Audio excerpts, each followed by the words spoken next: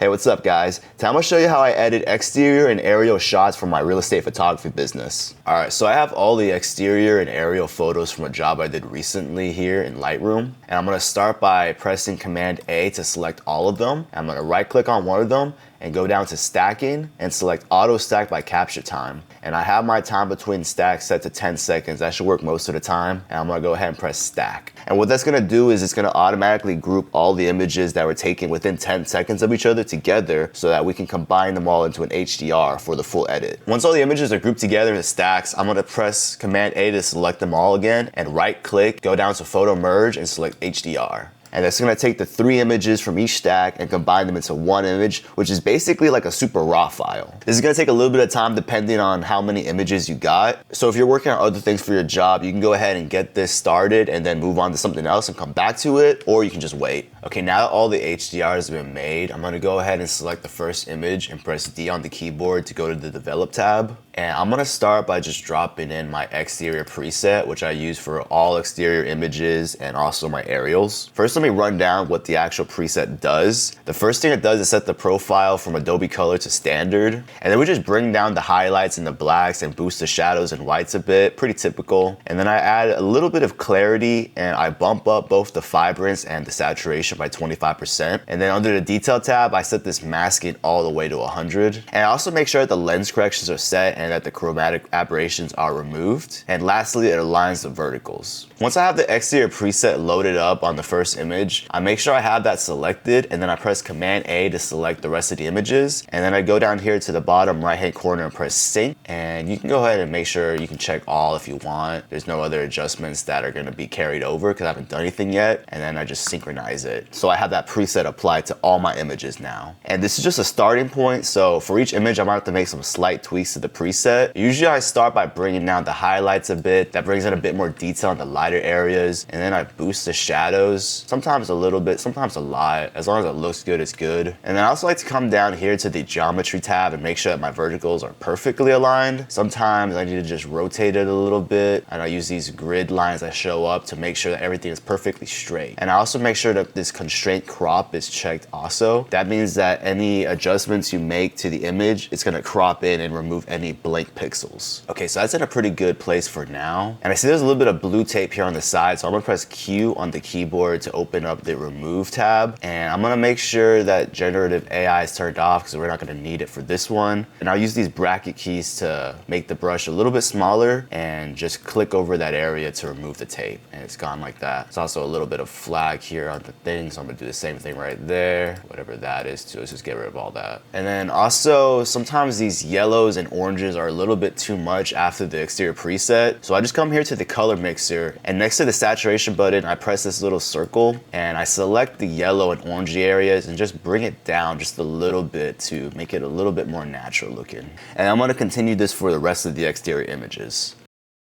All right, now we're here to the first aerial image, and the process is pretty much the same for the aerials. I just bring down the highlights to bring in some more detail, boost the shadows a little bit. The only thing I do differently for aerials is I play with the dehaze a little bit. That adds a little bit more detail and removes some of that haziness you get from the sky sometimes, but it kind of lowers the overall exposure a little bit. So if it makes it too dark, you just come up here to the exposure slider and just bump it back up a little bit.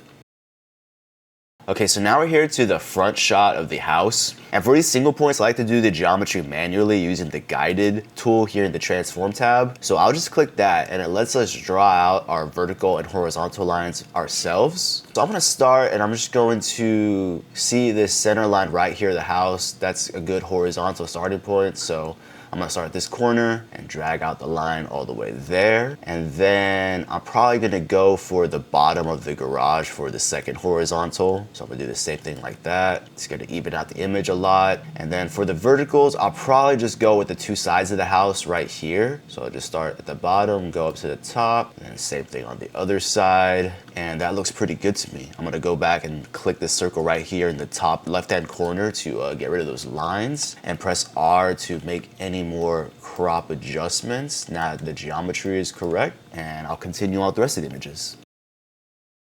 And then sometimes in the shaded areas, it looks a lot more blue compared to the areas that are hit by the sun. So I'll just kind of warm it up a little bit with this white balance tab and just drag it a little bit more to the yellow side, and that makes it look a lot better. All right, now that all my Lightroom adjustments are made, I'm going to select Command A to select all the photos again. And I'm gonna right click on one of them and go down to Edit in Adobe Photoshop. And that's gonna open up all these images up into Photoshop so we can continue working on them there. All right, now we got the images all loaded up into Photoshop, and here's where we're gonna do some more edits to them. The front of the house has this for rent sign that we're gonna remove using the AI tools in Photoshop. So I'm gonna start by pressing L on the keyboard to select the lasso tool. And I like to use the polygonal, that one, this lasso tool instead of the regular one, so that I can just like click the points in like this. And I'll just do a rough outline of the entire sign like that, and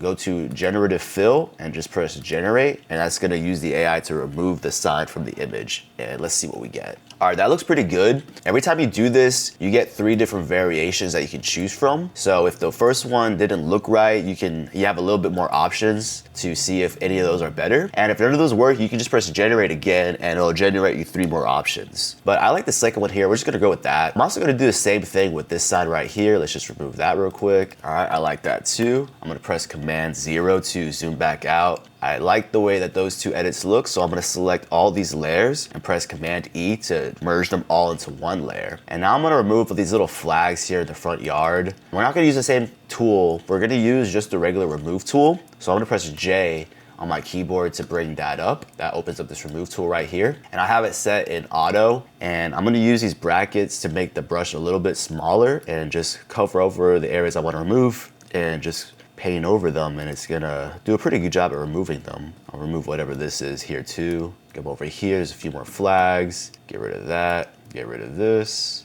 And it does a really good job of getting rid of all that really easily, and it looks good as well. So now we have a clean image to start from. I'm gonna go ahead and do my sky replacement. So I'm gonna go to Edit, Sky Replacement. And this one is gonna open up to where we can choose what kind of sky we wanna use. I have a few different packs here. You can buy some online. You can take your own if you want, but I have a few that I like to go to a lot. So let's go ahead and go with this first one right here. Click off of it to go back. And then there's a few adjustments I'm gonna make. Down here under the foreground adjustments, I always bring this foreground lighting slider all the way down to 0, and the color adjustment as well. And then we're gonna go ahead and press OK. And now we have our new sky here. I'm gonna select the sky replacement group and press this little triangle to flatten it. And then with that selected, I'm gonna go down here to this little circle icon and create a new levels adjustment layer above everything else. And it's gonna bring it up the levels properties right here with a little histogram. And what I like to do is I like to take this far right slider right here and bring it down to where the white histogram starts to peak, and that's just gonna brighten the image up a lot.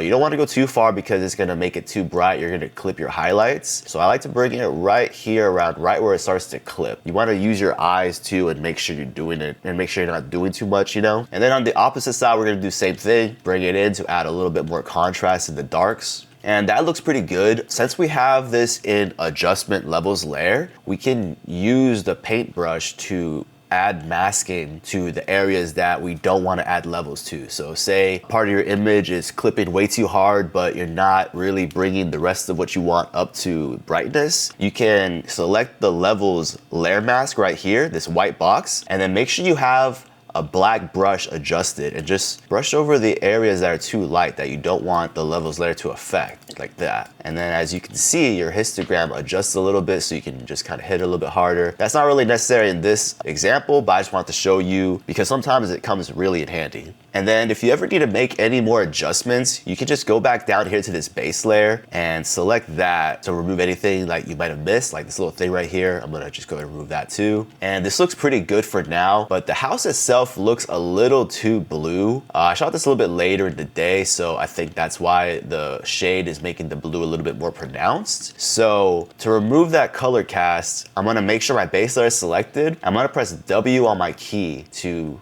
bring up this quick selection tool. And I'm just gonna select over the house to make a selection like this. And if it brings in anything that you don't want, like we got this other house right here, you can hold down Option on your keyboard and that's gonna delete from the selection. But once we have a selection that we like, I'm gonna go back down here to the new adjustment layer and create a new hue saturation adjustment layer. And then you can either, since I know we're gonna take down the blues, you can either go down here to this master option and go down to blue, or you can press this little hand icon and just kind of hover over where the color you want to remove is and just kind of drag it out. So we just want to take a little bit of the blues out. You don't want to do too crazy here because then you're just gonna make the entire house black and white, but you do want to take out a little bit of blue so you can get that natural color of the house and not that color casted blue tones of it. And there's also a little bit of yellows I want to take out too, so we're gonna do the same thing. Again, you don't want to go too drastic with this, and it's a subtle adjustment, but if you go back and forth, you can see it makes a little bit of a difference. This house doesn't have too bad of color casts. There's another example later where I'll show you where it does a lot more to actually fix the image, but I want to show you how it's done for the front exterior shots. And then if you look right here, you can see there's a little bit of a sun ray that's a lens flare, I guess. And you can just use the generative AI tool with the lasso to remove that. It's pretty good at removing these sun flares like that, whether it's these little streaks or the circular ones. And that's all the adjustments we're gonna make in Photoshop for now. So when you're done, all you wanna do is press Command S to save the image in Photoshop, and then it's gonna load that edited image back into Lightroom where we can continue working on it. Usually when I work on these images, I like to make all my Lightroom adjustments first, and then I load up all the images into Photoshop, and then I make all the adjustments there, and then I go back into Lightroom and finish everything all together. I like to batch it out like that instead of going back and forth and back and forth. And then once the image is saved, you can just exit out and go to the next one. All right, here's a better example of removing yellow color casts. This is the backyard, and as you can see here, it's very yellow. And from here, if you look at the lit up areas, this area is not yellow at all. But I think it's the reflection of the ground bouncing up into the roof and all that. So to remove all that, I'm gonna press W and select all of this area that's yellow that I wanna take out the yellow from. And then I'm gonna create a hue saturation adjustment layer, and I'm just gonna click here and drag that yellow out, and look at how that looks a lot better. All right, so we're back here in Photoshop, and all the photos are loaded up right here. It looks all like a mess. So I'm gonna select everything with Command A again and press S to collapse all the stacks, and now it looks a lot better. I'm gonna select the first image and press D to go back to the Develop tab. And now we're gonna just apply the finishing touches. So I like to make sure that the verticals are correct. So I'll just press that again. Sometimes the verticals just adjust better at this point. I don't know if it's because the image is cleaner, it can see the lines better or what, but sometimes it's just necessary to do that again. And then I like to come back up here to these sliders and bring down the highlights a bit just to bring back some detail, and then boost the shadows one last time. And then I'll boost the whites a little bit just to bring the brightness up and bring the blacks down so it's not too washed out. And that looks pretty good to me. This is where we're gonna make any final adjustments to the crop. We can press R to do that, and this image is finished, so I'm just going to continue that for the rest of them. And that's how I edit all the exterior images and aerials for my real estate photography business. If you liked the video and you learned something, go ahead and leave a like and subscribe down below. And if you made it to the end of the video, I love you.